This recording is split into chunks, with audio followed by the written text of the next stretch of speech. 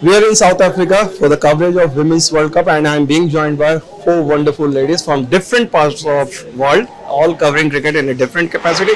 First of all, Kas Naidu doesn't need any introduction. What you have done for women's cricket, so many things. The Indian audience is aware of it. But I'm talking about your foundation, and it's quite long journey for you.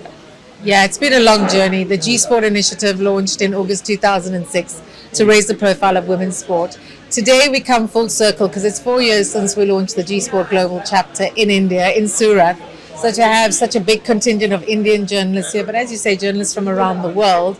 And I mean, years ago when I started, this wouldn't be possible. So I think it's just kudos to everyone who's given the opportunities, because we can all dream big, but if we weren't given the opportunities that we have, or even taken the opportunities as RAP has, I don't think we'd be here. And हमारे साथ अभिलाषा भी हैं, India से 6 साल से कर रही हैं, अकेली फोटोग्राफर हैं जिन्होंने कवर किया. So Abhilasha, I would like to know about your journey because it's not easy for being an woman and covering women sports as a photographer. I think I'll agree with Kas that sometimes you have to create the opportunities. You have to just grab them. I started my journey in 2013 where there were no photographs of Indian women cricketers. So I felt a lacune and I decided that one fine day I just want to do photography, and I landed in Bangladesh. The first World Cup I covered, and from there on it's been a wonderful journey. I've seen so many people doing wonderful job, and कारवा बढ़ता गया और लोग जुड़ते गए. Thank you. और मैं खुद ही बता रहा हूँ आपको कि मैंने तो मेंस वर्ल्ड कप कई किए हैं पिछले 23 सालों से, लेकिन पहली बार विमेंस वर्ल्ड कप कर रहा हूँ. And now I am being joined by another distinguished guest from UK, the Guardians, Raf Nicholson. How has been your experience? How different it is covering men's sports and then women's cricket, especially in the last couple of years? Yeah, it's just the coverage has absolutely exploded, which has been wonderful to see. I mean, when I started out about 10 years ago, there was really very little coverage of women's cricket. So yeah, it's been great. And we actually started, myself and Sid Egan started Cricket Her in 2014 because there was no real coverage of domestic women's cricket in England. And now we're seeing that grow. We're seeing domestic women's cricket in India with the WPL. It's going to be absolutely massive. So it's really exciting to be part of it. Melinda Farrell is no stranger to Indian audience, so thank you so much, Melinda, for joining in this wonderful conversation. Just your thought. Everyone is talking about WPL, and obviously India's role, because whenever India is very active, as you can see, India's secretary Jay Shah, he has taken his like a personal ambition to spread the game. Do you think that kind of mindset, especially by the BCCI, will change the women's cricket? Yeah, I think it's probably going to change it more than anything, and it's been coming for a long time. Everyone's expected it, and to see it happen now. I was actually writing for the Wisden Almanac, this year's edition, about the year in women's cricket, and in that I wrote that we might be looking back at 2022 and thinking that was really quaint, wasn't it? We all thought that women's cricket had come so far by 2022. But now I think it definitely will go to another level. And I think within that, you always have to be aware that with good can come the not so good. And I do think it will take some really strong leadership by countries to ensure that international women's cricket stays strong, because the foundation for the WPL is really being built on international cricket, and we want to see that the women's game's got a chance to do it right. In the men's, it's quite hard because there are so many leagues now, and there's a bit of a balance that has sort of had a bit of an effect on Test cricket, and I know there are fears for that in the future. So I hope the women's game gets it right. It's going to be brilliant for the women's game as long as there's careful management of that, I think, from boards around the world. Gus, just wanted to know from your perspective, you have been the commentator for South African broadcaster, how challenging it is. Like, obviously we all know the gulf between the men's cricket and in terms of everything. So how challenging it has been for you, and just to inspire everyone around you? Obviously it has not been easy over the years. You have done so much.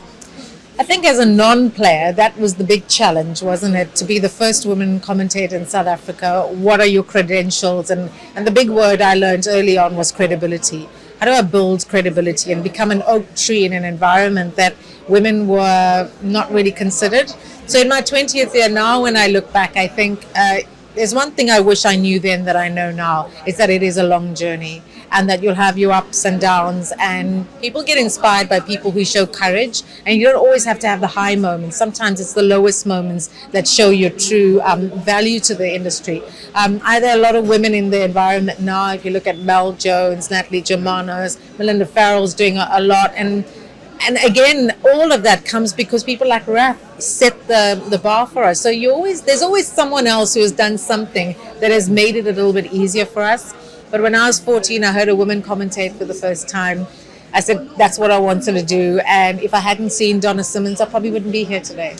अभिलाषा, आपसे जानना चाहेंगे, आप अकेले कर रही हैं, पैसे की बात आती है, फाइनेंस की बात होती है, आपके लिए खुद को सपोर्ट करना, एक ऐसा financial model, viable financial model आपने अपने लिए, सो बाकी लड़कियां आपको फॉलो कर सकें, विमेंस क्रिकेट को, क्रिकेट या स्पोर्ट्स को generally? See, I think in India it's really difficult to be a photographer. There's not much of money involved in it. So you have to be really financially strong to support this thing. And by grace of God, I had this in me that I could support myself. But I really hope that, many more people come forward and sponsor such people, or, give any kind of support to them, because it's very difficult to be out in the ground for 8 hours and, holding such huge equipments and trying to take all these shots and then having no financial support. Sometimes it is really disappointing, and you sort of look for courage and sort of look for inspiration, and then when you go on the ground and you see your team batting and your team playing well, that's where it all materializes. So I would really hope that many people would come forward to support such people and sponsor such people. From media point of view, how do you see the coverage of women's sport, especially cricket? Do you think that specialization is coming in, or do you think a lot of male reporter covering in between, like someone like me, a freelancer? I am also trying to understand this sports. I have not been very good at it. Or do you think that specialization, like someone like Melinda, she has been doing all kind of cricket, but maybe going through just a specific specializing in that? Well, I think there's certainly more women getting involved in cricket journalism, both writing and broadcasting, in the last couple of years, and that's really pleasing to see. I think there's obviously more we can do. It's still a male-dominated industry, absolutely, and I think events like the one that we've been at today are great because it's partly about women supporting each other. So that's fantastic. I do think that one of the slightly disappointing things about this World Cup has been the fact that, for example, a lot of the English newspapers haven't chosen to send people to South Africa to cover this tournament. So I think that we've still got a way to go until the coverage of women's cricket is anything approaching parity with the men's game, because there's no way that a men's T20 World Cup would have as few English journalists on the ground covering it. So it's still a bit of a battle. Melinda, my final question to you. Do you think that the kind of passion India has enough media representative, especially from women's section, to cover this game? Or do you think that it's fine, it will grow on?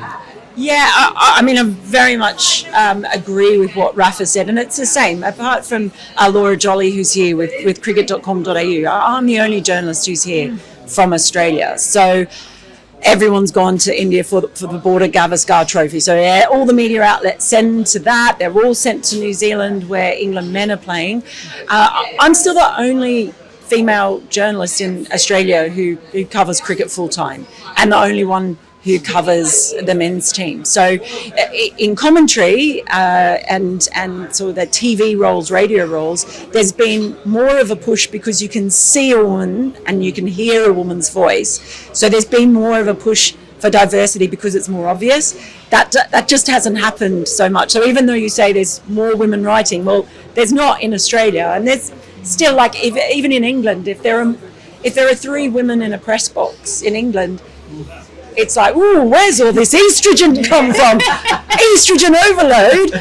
And if there's more than just me in the press box in Australia, it's the same thing. So, and I would like to see more of the senior male journalists come to events like this as well. And so there's a little bit of there's a little bit of choice in there. That's definitely the next step.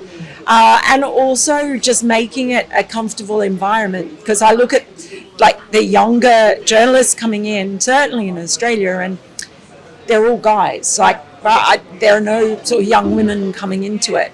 So it can be a bit intimidating and difficult to find your voice and have the confidence to express just even in chit chat around the press box. So there's still quite a while, I think, away before we get there, because I'm not necessarily seeing a younger generation come through that's got a lot more female representatives in it. So a while to go there. More so in India. I think there are more young female journalists in India covering men's cricket as well as women's cricket. But in England, there's one new one, I think in the past couple of years, Sonia Twigg, but none in Australia. So next step there, I think.